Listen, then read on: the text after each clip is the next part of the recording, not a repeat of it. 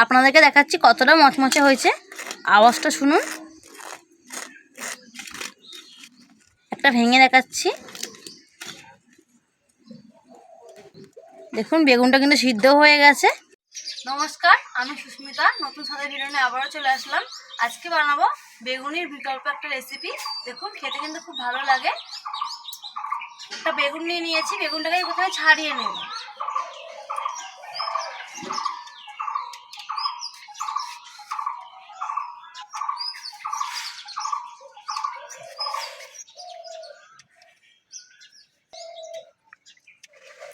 রেসিপিটি বানাতে গেলে বেগুনটা কিন্তু অবশ্যই ছাড়িয়ে নিতে হবে।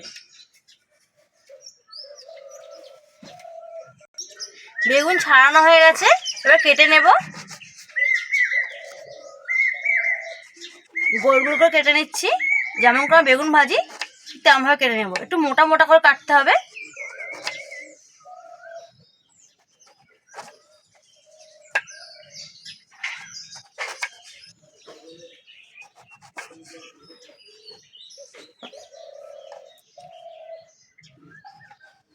এবার একটা বেগুনকে নিয়ে ঠিক এরকম লম্বা লম্বা করে কেটে নেব।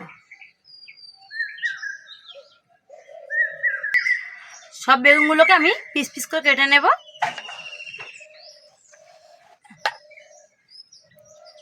ঠিক এমনভাবে কেটে নিতে হবে। বেগুনগুলো আমার পিস পিস করে কাটা হয়ে গেছে। এবার পরিষ্কার করে ধুয়ে নিয়ে আসবো। বেগুনটাকে পরিষ্কার করে ধুয়ে নিয়ে এসেছি। সামান্য নুন দিয়ে দিচ্ছি, সামান্য গোলমরিচের গুঁড়ো, সামান্য লঙ্কার গুঁড়ো। ভালো করে মিশিয়ে নেব বেগুনের সাথে।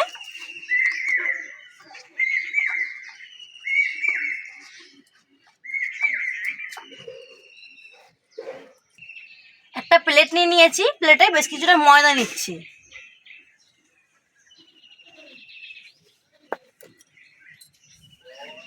ময়দার মধ্যে সামান্য লঙ্কা গুঁড়ো দেব, সামান্য গোলমরিচের গুঁড়ো আর সামান্য লবণ দিচ্ছি। ময়দাটা ভালো করে মিশিয়ে নেব।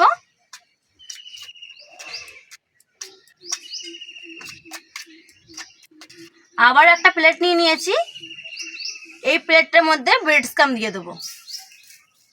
একটা ডিম নিয়েছি, ডিমটাকে ভেঙে নেব।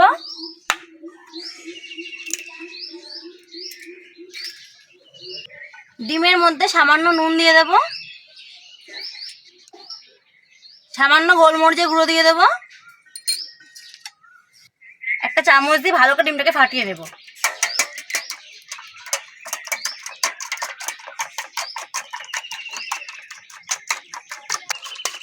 ডিমটা ভালো করে ফাটিয়ে নিয়েছি। এবার বেগুনগুলোকে আমি কোটিং করে নেব।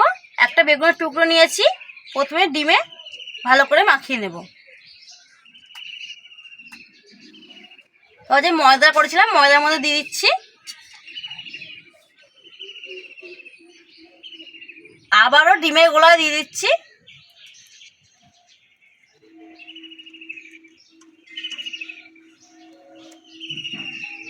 এবার ব্রেড স্ক্রাম্বে দিয়ে দেবো।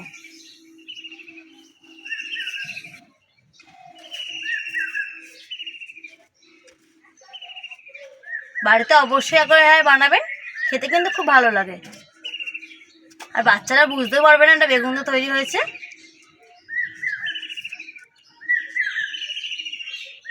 রেডি হয়ে গেছে আমাদের একটা। এরকমভাবে সবগুলো বানিয়ে নেব।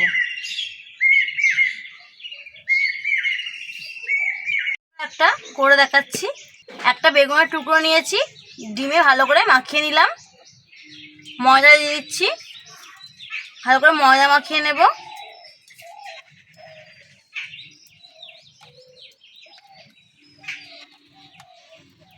আবারও ডিমে দিয়ে দেব।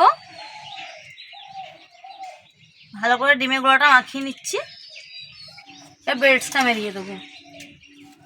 ব্রেড স্ক্রাম্বটা ভালো করে মাখিয়ে নেব।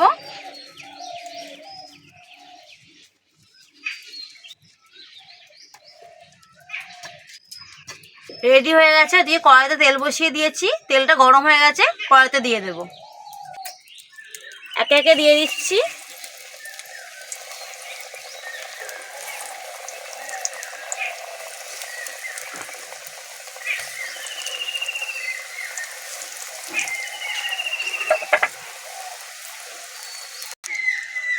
উল্টিয়ে পাল্টিয়ে ভালো করে ভেজে নিয়েছি। একটু লাল লাল করে ভাজতে হবে। এবার তুলে নেব তেল থেকে।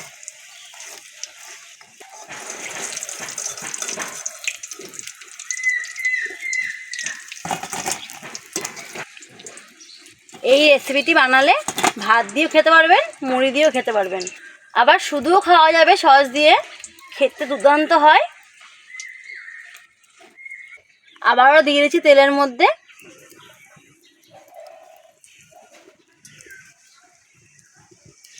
এইরকমভাবে সবগুলো ভেজে নেব। একটু সময় নিয়ে ভাজতে হবে, একটু উল্টি পাল্টিয়ে, মানে বেগুন সিদ্ধ হবে না। অবশ্যই তেলটা একটু বেশি করে দিতে হবে। লাল লাল করে ভাজা হয়ে গেছে, এবার তুলে নেব। এখন কিন্তু রমজানের মাস চলছে, আপনারা ইফতারও এটা বানিয়ে নিতে পারেন, খুব ভালো লাগবে খেতে, আর সবাই কিন্তু খুব খুশি হবে। আপনাদেরকে দেখাচ্ছি কতটা মচমচে হয়েছে, আওয়াজটা শুনুন। একটা ভেঙে দেখাচ্ছি, দেখুন বেগুনটা কিন্তু সিদ্ধ হয়ে গেছে। বাড়িতে অবশ্যই একবার বানাবেন, আর ভিডিওটি ভালো লাগলে চ্যানেলটি সাবস্ক্রাইব করে পাশে থাকবেন।